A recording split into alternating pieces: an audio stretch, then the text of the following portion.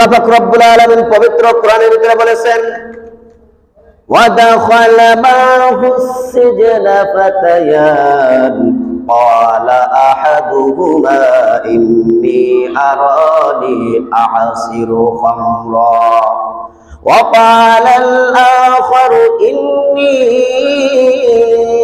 أَرَانِي أَحْمِلُ فَوْقَ رَأْسِي خُبْزًا تَأْكُلُ الطَّيْرُ مِنْهُ نبئنا بتأويله إنا نراك من المحسنين। ইউসুফ আলাইহিস সালাতু ওয়াস সালামকে যখন জেলখানায় পাঠানো হলো, তার সাথে আরো দুইজন যুবককে জেলখানায় পাঠানো হলো। ওই যুবক দুইজন একদিন একটা রাত্রে স্বপ্নে দেখলেন। স্বপ্নে দেখে তারা চিন্তা করলেন, এই জেলখানায় কে ভালো মানুষ আছে। তখন তারা দেখলেন ইউসুফ আলাইহিস সালাতু ওয়াস সালাম এত সুন্দর ভালো মানুষ আর কেউ নাই।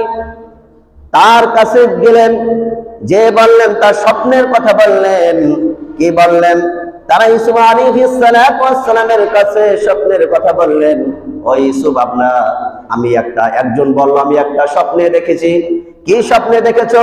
তিনি বললেন, আঙ্গুল চিপে আমি রস বের করে আমি মিশরের সরকারকে আমি খাওয়াচ্ছি, আমি এটা স্বপ্নে দেখলাম। আরেকজন তিনি চিন্তা করলেন, আরেকজন বললেন, আমি আরেকটা স্বপ্ন দেখেছি। তিনি বললেন, তুমি কি স্বপ্নে দেখেছো? তিনি বললেন, আমি মাথার উপরে একটা ঝুড়িতে রুটি নিয়ে যাচ্ছি, আর পাখিরা মাথার উপর থেকে ঝুড়ির ভিতর থেকে টুকরে টুকরে রুটিগুলা খেয়ে ফেলছে। আমরা যে দুইজনে দুইটা স্বপ্নে দেখলাম, এই স্বপ্নের দুইটার ব্যাখ্যা তুমি দিয়ে দাও। ইউসুফ আলাইহিস সালাতু ওয়াস সালাম এই স্বপ্নের ব্যাখ্যা দেওয়ার জন্য বললেন,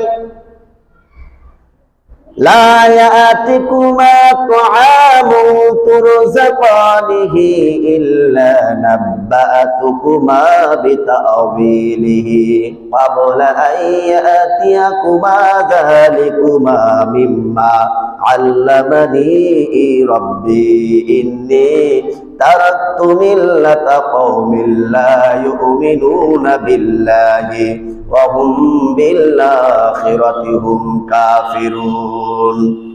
ইউসুফ আলাইহিস সালাতু ওয়াস সালাম বললেন, তোমরা যে দুইটা স্বপ্নে দেখেছো, আমি এই স্বপ্নের দুইটা ব্যাখ্যা দিয়ে দেব। তবে এখন দেব না, তোমাদের যে খাবার দেওয়া হবে, এই খাবার দেওয়ার আগে আমি তোমাদের এই স্বপ্ন দুইটার ব্যাখ্যা আমি দিয়ে দেব। তবে শুনে রাখো, এই ব্যাখ্যা আমার থেকে নয়, আমার আল্লাহ পাক রব্বুল আলামিন আমাকে ব্যাখ্যা দেওয়ার জন্য জ্ঞান দিয়েছেন। এই জ্ঞান আমি তোমাদের কাছে পৌঁছে দেব। আর শুনে রেখো, তোমরা যে আল্লাহকে বিশ্বাস করো না, আখিরাতকে বিশ্বাস করো না, আমি এই বিশ্বাস থেকে পরিবর্তন করে আমি এক আল্লাহ পাক রব্বুল আলামিন করতে বিশ্বাস করি। শুনে রেখো, তোমরা যে আল্লাহকে বিশ্বাস করো না এবং তোমরা শিরকি কাজ করতেছো, এটা কিন্তু ঠিক নয়। ইউসুফ আলাইহিস সালাতু ওয়াস সালাম তিনি বললেন, ওই দুইজন কয়েদিকে বললেন। এরপর তারা ইউসুফ আলাইহিস সালাতু ওয়াস সালাম বললেন, তোমরা যে দেবতার পূজা করো, আমি সেই দেবতার পূজা করি না। তোমরা যাকে রব মানো, আমি সেই রবকে মানি না। আমি রব মানি আমার দাদা, আমার পিতা যে রবকে স্বীকার করেছে, যে রবকে মেনেছে, আমি সেই রবকে স্বীকার করি, আমি সেই রবকে মানি। কারণ হলো, তৎকালীন মিশরে চলতে আমুক দেবতার পূজা, সেই আমুক দেবতার পূজা সবাই করত, কিন্তু ইউসুফ আলাইহিস সালাতু ওয়াস সালাম ওই দেবতার পূজা করত না। তারা বলল, আমি এই দেবতার পূজা করি না, আমি দেবতাকে মানি না, আমি একমাত্র আল্লাহকে মানি, ওই আল্লাহকে মানি। ওয়াত্তাবাতু মিল্লাতা ইব্রাহিমা ওয়া ইসহাক ওয়া ইয়াকুবা, আমার পিতা যেটা মেনেছে, যে রবকে স্বীকার করেছে, আমার দাদা যে রবকে স্বীকার করেছে, আমি সেই রবকে স্বীকার করি। এবং তোমরা যে পূজা করতে, সেটা হলো শিরকি পূজা। এই শিরকি পূজা করা যাবে না। মা কানা লানা আন নুশরিকা বিল্লাহি মিন শাই, আল্লাহর সাথে কোনো কিছু শরীক করা আমাদের কাজ নয়। এটা হলো আমাদের প্রতি, মানুষের প্রতি আল্লাহর অনুগ্রহ। কিন্তু অধিকাংশ মানুষ সেটা বোঝে না। আল্লাহ পাক রব্বুল আলামিন তোমাকে আমাকে পাঠিয়েছেন আল্লাহর ইবাদত করার জন্য, আল্লাহর দাসত্ব করার জন্য। ইউসুফ আলাইহিস সালাতু ওয়াস সালাম সেই কায়েদীদেরকে সামনে রেখে তিনি এই বক্তৃতা দিলেন। এবং বক্তৃতা দেওয়ার কারণে বললেন এটাই হচ্ছে শাসক ধর্ম। এবং এই প্রশ্ন, দুইটা যে প্রশ্ন করেছিল স্বপ্নের, এবার ব্যাখ্যা দিবেন। বললেন ইয়া সাহিবায়াস সিজনি আম্মা আহাদুকুমা ফায়াসকি রাব্বাহু খামরা ওয়া আম্মাল আখারু ফায়ুসলাবু ফাতাকুলুত তায়রু মির রাসিহি কুদিয়াল আমরুল্লাযী ফীহি তাস্তাফতিয়ান। হে আমাদের লোক, হে আমাদের বন্ধু, শুনে রেখো, তোমাদের দুইজনের একজন তার প্রভুকে মদ পান করাবে। কারণ ওই সময়কালে শাসক যারা ছিলেন, রাজা ছিলেন, তাদেরকে তারা রব হিসেবে স্বীকার করছেন, তারা রব বলে ডাকতো।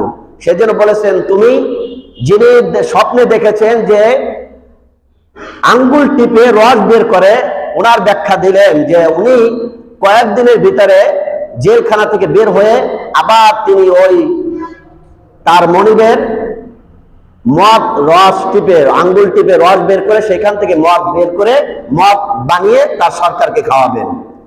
এরপর বললেন আরেকজন হলো, আরেকজনকে বললেন তোমাকে শুলে চড়ানো হবে, শুলে চড়ানোর পরে তোমাকে মৃত্যুদণ্ড দেওয়া হবে এবং পাখিরা এসে তোমার মস্তিষ্ক যে আছে সেটা ঠুকরি ঠুকরি খাবে।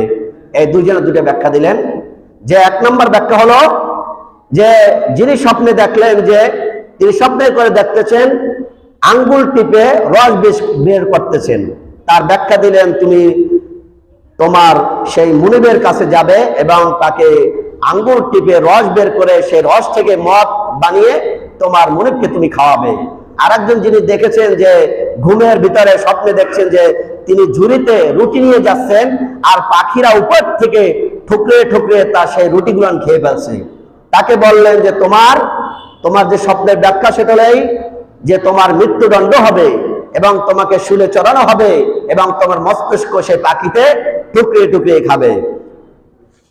এই বলার পরে তারপরে কয়েকদিনের ভিতরে যিনি ব্যাখ্যা দিয়েছেন যে তুমি কয়েকদিনের ভিতরে ছাড়া পেয়ে যাবে এবং তোমার মুনিবের খেদমত করবে, ঠিক তেমনি ভাবে ওই সময়কালে তিনি কয়েকদিনের ভিতরে ছাড়া পেয়ে গেলেন এবং তার মুনিবের কাছে চলে গেলেন।